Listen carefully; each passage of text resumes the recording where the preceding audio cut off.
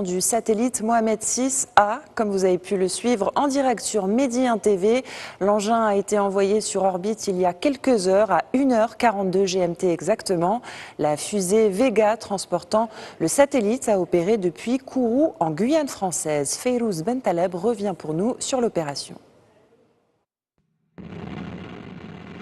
À image P80, décollage. Le satellite d'observation de la Terre Mohamed VI-A a été lancé dans la nuit d'hier à aujourd'hui à 1h42 GMT.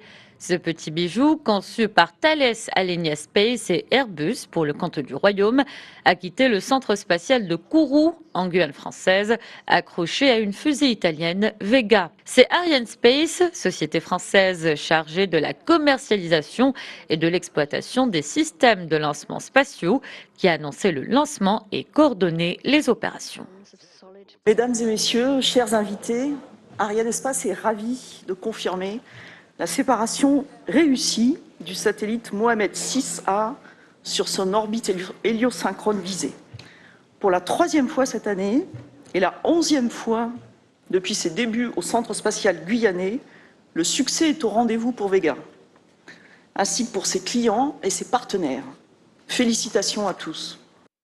Le satellite Mohamed VI-A doit servir notamment aux activités cartographiques et cadastrales, à l'aménagement du territoire, au suivi des activités agricoles, à la prévention et à la gestion des catastrophes naturelles, au suivi des évolutions environnementales et de la désertification.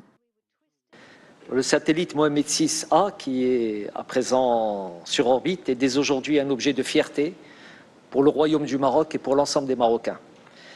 Ce projet, qui a été voulu par Sa Majesté le Roi Mohamed VI, que Dieu l'assiste, constitue une infrastructure technologique avancée qui permettra le développement d'applications à haute valeur ajoutée pour le Maroc dans des domaines aussi divers que le cadastre, la cartographie, la gestion de l'environnement, la prévention des catastrophes naturelles et climatiques, l'aménagement du territoire et le suivi des activités agricoles. Donc le satellite Mohamed VI-A vient d'être séparé. Le satellite Mohamed VI-A a été séparé avec succès 55 minutes et 33 secondes après son décollage. Ce sont désormais les équipes marocaines qui prendront les commandes afin d'orienter les missions du satellite. Mission d'une grande importance pour le développement du pays et de la région. Allons plus loin au sujet du lancement du satellite marocain avec l'analyse d'Olivier Sangui de la Cité de l'Espace de Toulouse en France. Il nous explique l'importance pour le Maroc de disposer d'un tel engin. C'est un outil de puissance politique parce que souvent dans le spatial, on dit par exemple qu'un lanceur, c'est un vecteur de souveraineté. Mais on peut dire la même chose d'un satellite.